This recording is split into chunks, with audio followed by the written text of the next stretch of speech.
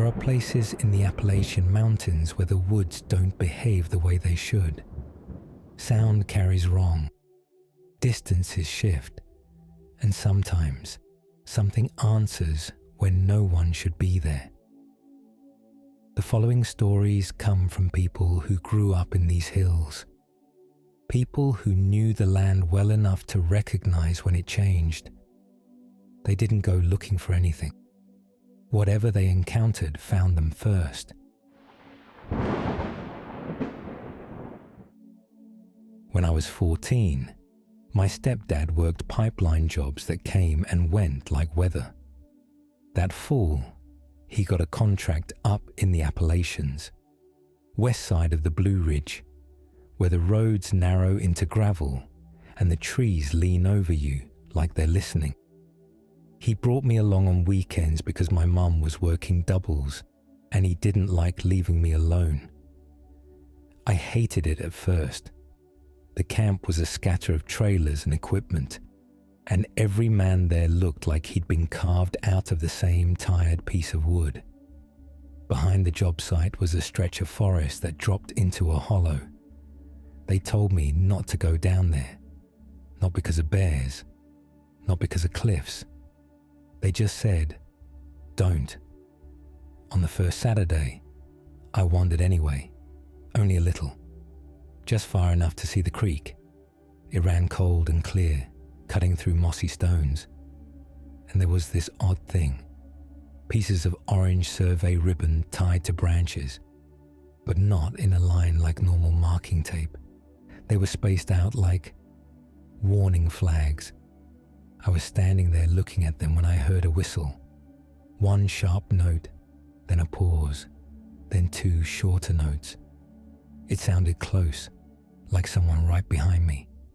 I spun around expecting to see one of the workers messing with me. Nobody. I called out. No answer. Only the creek and wind. I went back up to camp and asked my stepdad if anyone was down there. He didn't even look at me when he said, no. That night, in the trailer, I heard the whistle again. One long note, too short. It came from outside the thin wall, right near the window by my bed. I sat up so fast my knees cracked. I pressed my face to the glass. Nothing but black trees and the moonlight on the equipment. I woke my stepdad. He got up, grabbed a flashlight, and stepped out barefoot in his jeans. I watched him sweep the light over the trailers, over the parked trucks, over the tree line. Then he came back in and locked the door without saying anything. The next morning, he told me something that made my stomach tighten. Don't whistle back, he said. I laughed because it sounded like an old superstition. Why would I whistle back? Just don't, he repeated. And his voice had that flat tone adults use when they're trying not to show fear. That afternoon, I went down to the creek again because I was stubborn and because being told not to was like gasoline on a kid's brain. I stayed closer to the edge this time. That's when I noticed the ribbon wasn't random. It formed a wide curve, like a boundary. Inside that curve, the trees looked wrong. Not dead, not diseased, just too still. No birds, no insects. Even the creek sounded quieter, like the hollow was absorbing it. Then the whistle hit again, same pattern. Only this time, it didn't sound behind me. It sounded inside the trees. And something answered it. A second whistle, same notes, but a little off. Like someone copying a tune they didn't quite understand. My skin went cold. I backed up, step by step. The copied whistle came again, closer. The hairs on my arms stood up as if the air had turned electric. I didn't run. I didn't scream. I just backed away until I hit the sunlight near the worksite. When I finally looked back, I saw movement between two trunks, tall and narrow, no clear shape, like a shadow trying to stand upright. I kept walking until my legs started shaking. That night, My stepdad sat with a beer on the trailer steps and stared at the tree line like he was waiting for something to step out. I asked him what it was. He didn't answer for a long time. Then he said, "Sometimes out here, you hear something calling, and if you answer, it learns you." He went quiet.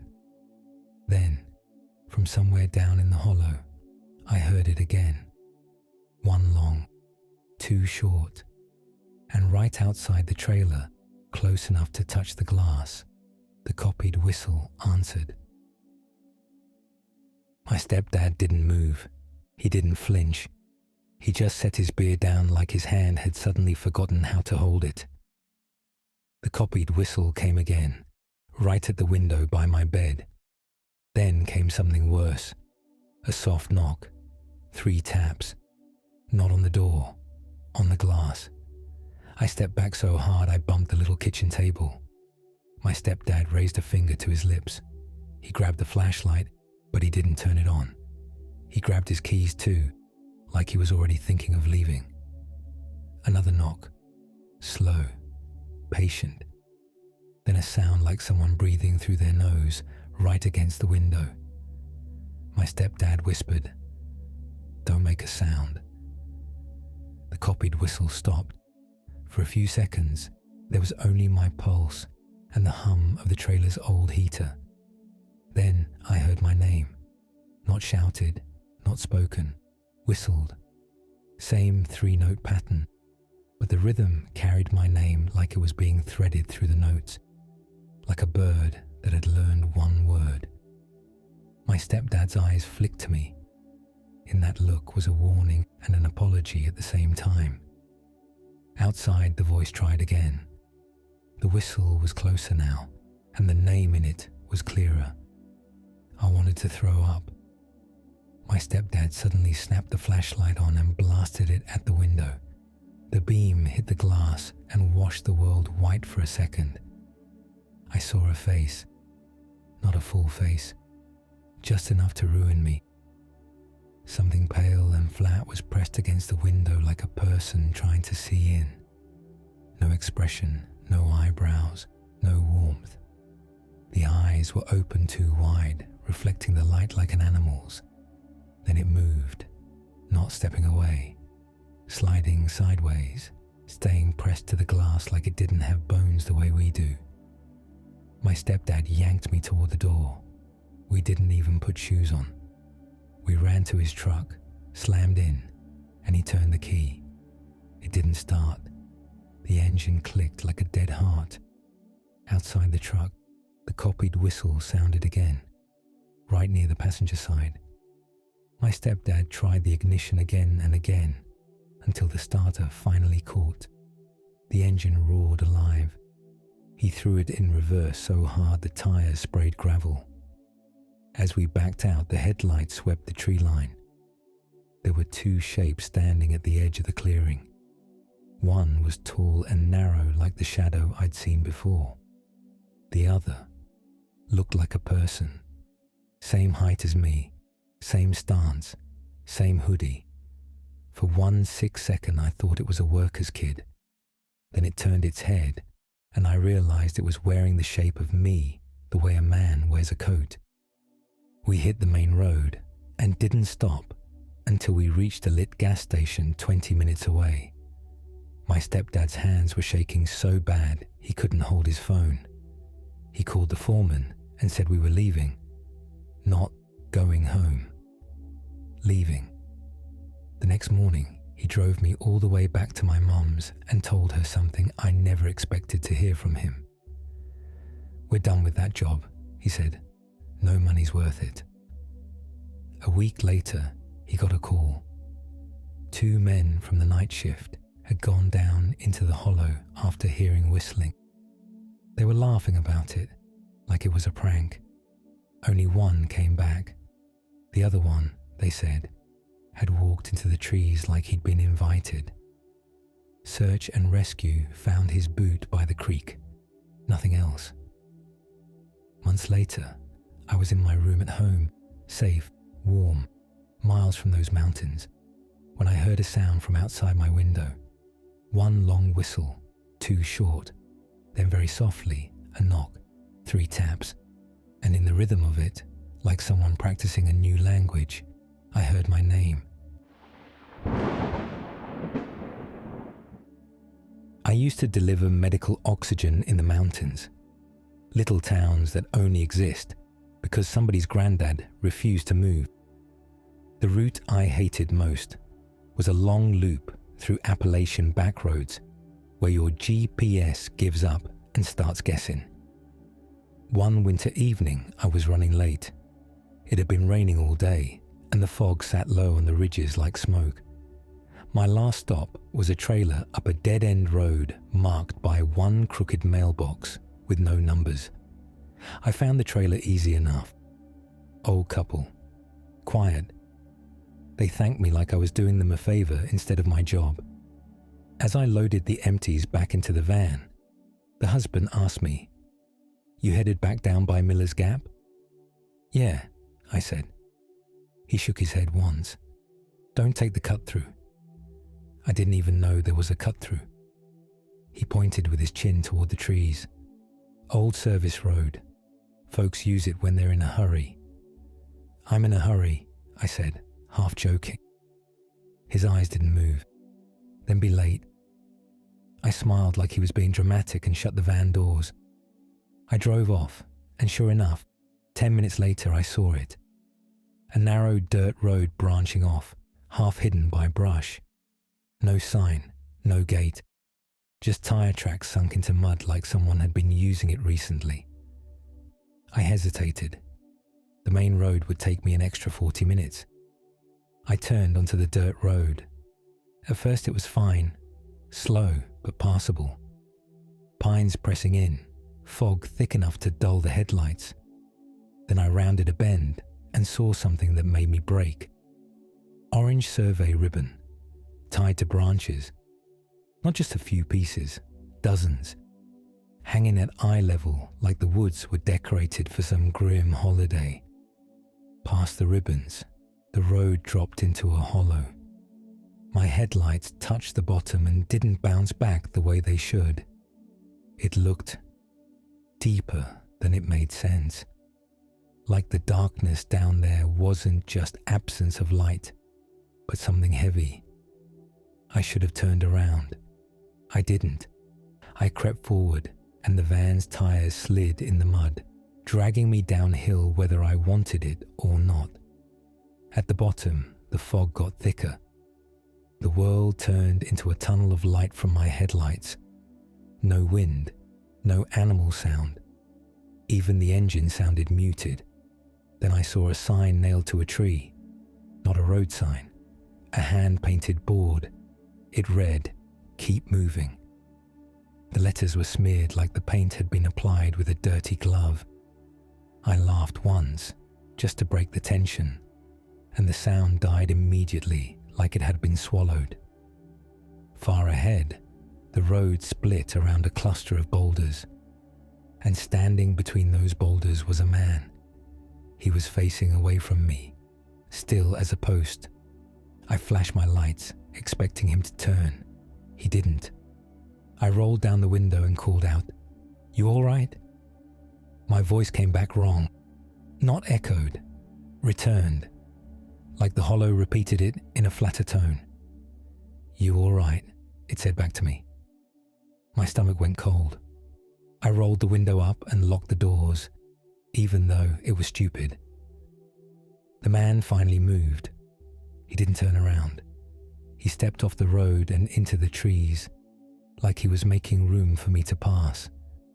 I drove forward, slower than I've ever driven in my life.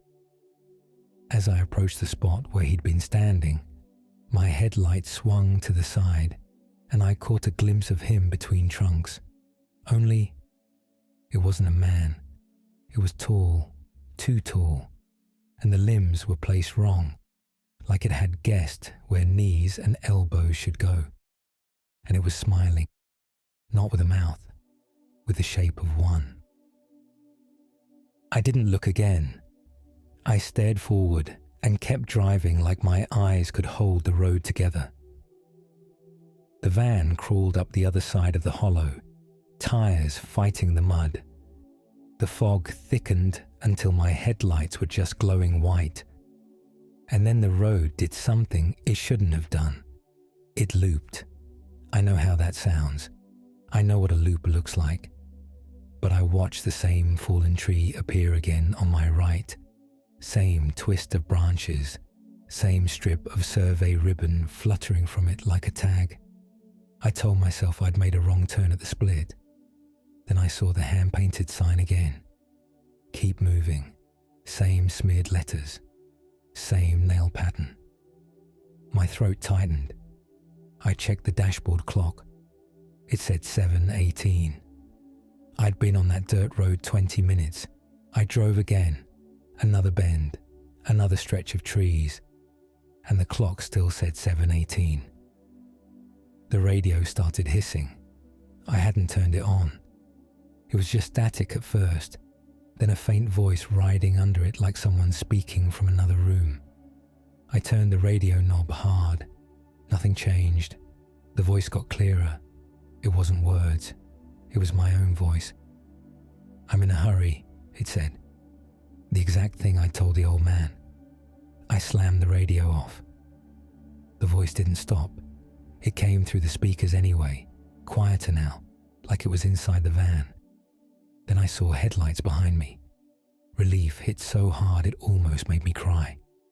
Another vehicle. Another person. Proof the world was normal. The headlights gained fast. Whoever it was rode my bumper so close their beams filled my mirrors. I flashed my brakes to signal them to back off. They didn't. Then, in the mirror, I saw the driver lean forward. It looked like me. Same face shape, same beanie, same high-vis jacket. Only the features were slightly wrong, like they'd been drawn from memory by someone who'd never seen a human up close. My hands went numb. I pressed the gas, and the van lurched forward. The road split again around the boulders, and the figure stood there again, facing away. I realized then this road wasn't looping by accident. It was cycling me, keeping me in the hollow the way a spider keeps a fly in the center of a web. The headlights behind me flared brighter, as if the vehicle was inches away from hitting me. I didn't dare brake. I didn't dare stop. At the split, I picked the left path without thinking. The van fishtailed, nearly sliding into the boulders. Mud sprayed. The engine screamed. For a second I thought I'd stall. Then the fog thinned like a curtain being pulled aside. I burst out onto asphalt, main road, so suddenly I almost overcorrected into a ditch. I kept driving until I saw a lit diner sign like a lighthouse. I pulled into the parking lot and just sat there, shaking, staring at my own hands like they belonged to someone else. When I finally looked back toward the direction I'd come from, there was no dirt road, no cut-through, just trees and a steep embankment. I went inside the diner, ordered coffee I couldn't drink, and asked the waitress if there was a service road near Miller's Gap. She stared at me like I'd asked about Atlantis. "You mean the old road?" she said finally. "The one that don't stay put?" I couldn't speak. She lowered her voice. "People say if you drive it at the wrong time, it learns you. And once it learns you, it tries to bring you back." That night, I slept with the curtains closed. At 7:18 a.m., my phone buzzed with a voicemail. It was my own voice, whispering through static. "Keep moving."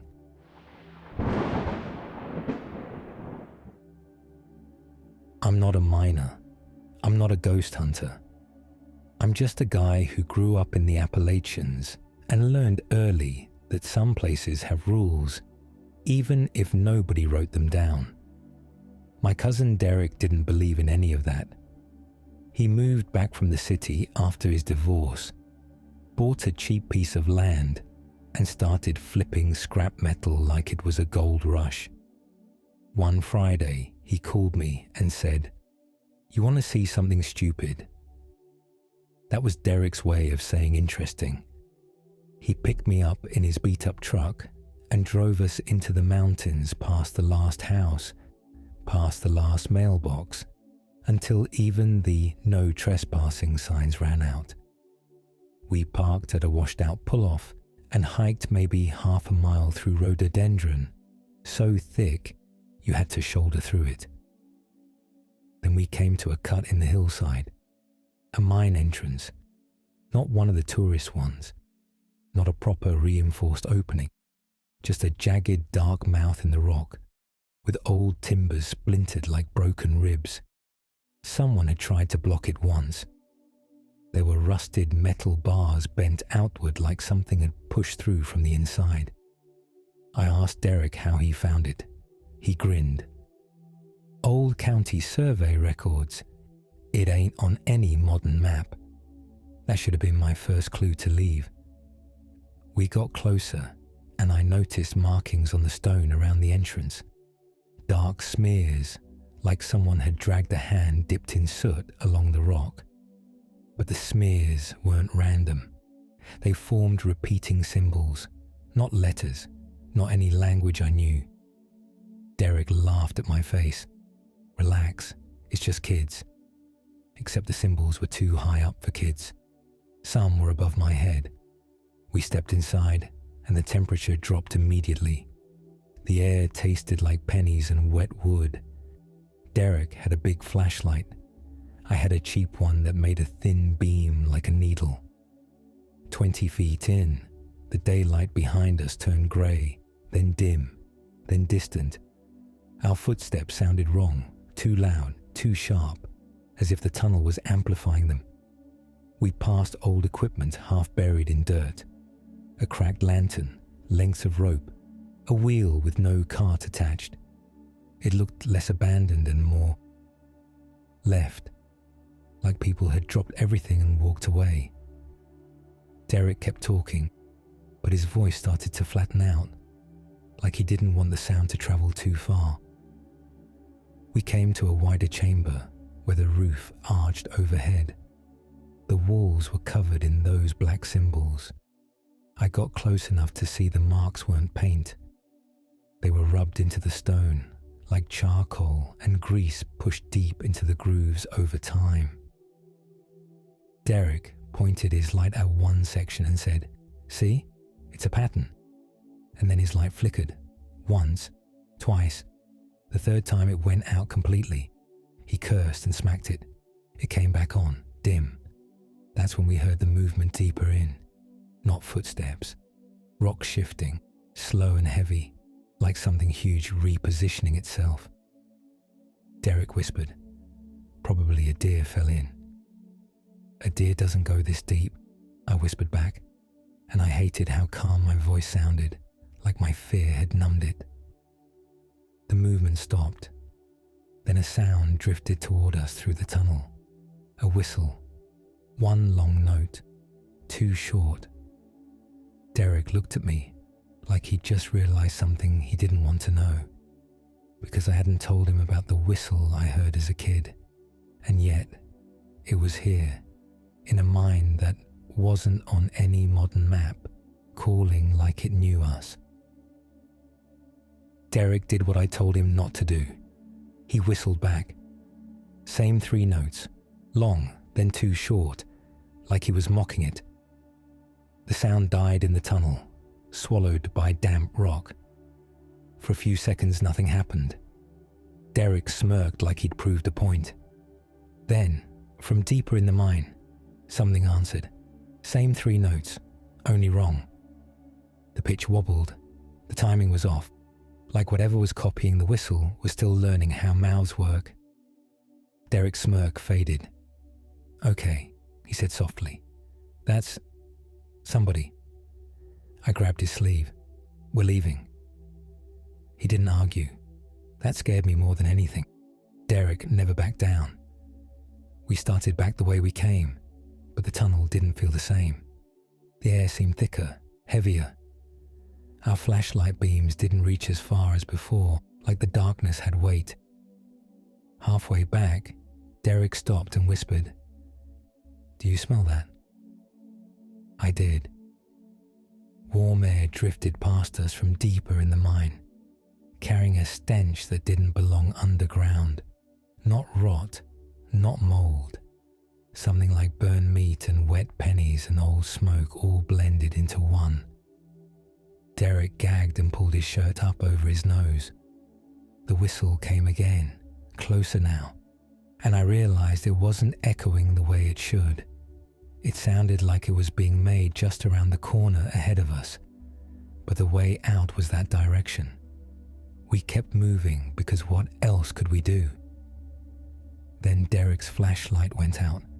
It didn't flicker. It died, like someone had pinched the life from it. He hit it, shook it, cursed. Nothing. My cheap little beam was all we had left. It barely lit 5 feet ahead.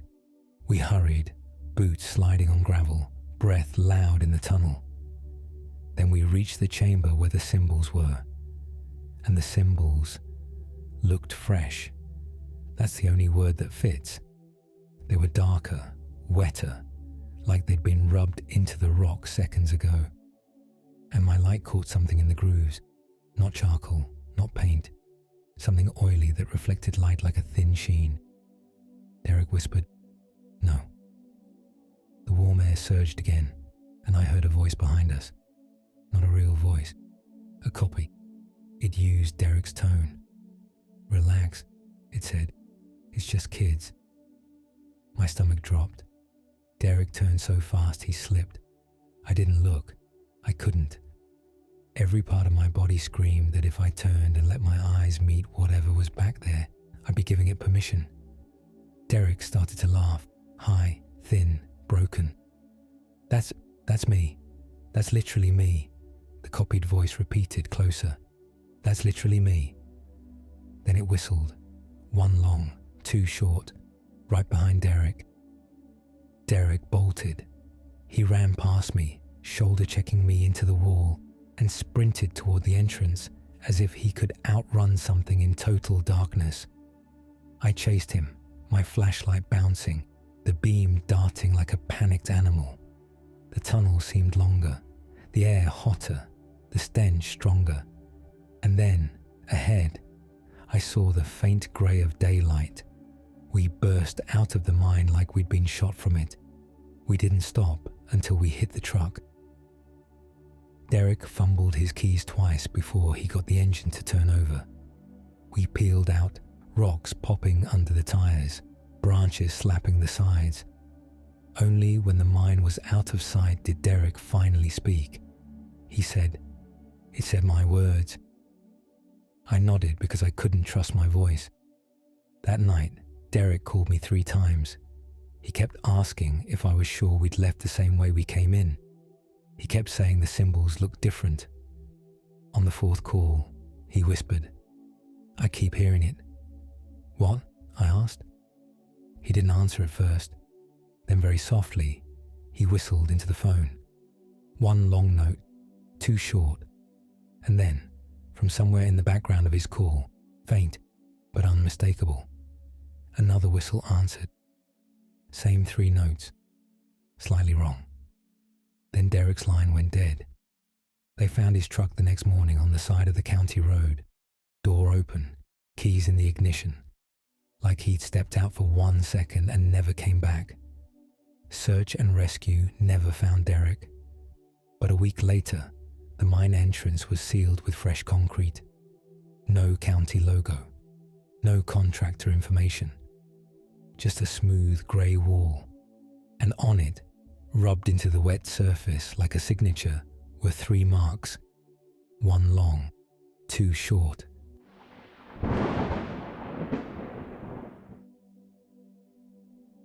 If you've made it this far, thank you for listening. Stories like these aren't meant to scare you in the moment. They're the kind that stay quiet and follow you afterward. So when the woods go still, or you hear something that shouldn't be there, remember, some things don't want to be understood. They just want to be noticed. Thanks for being here.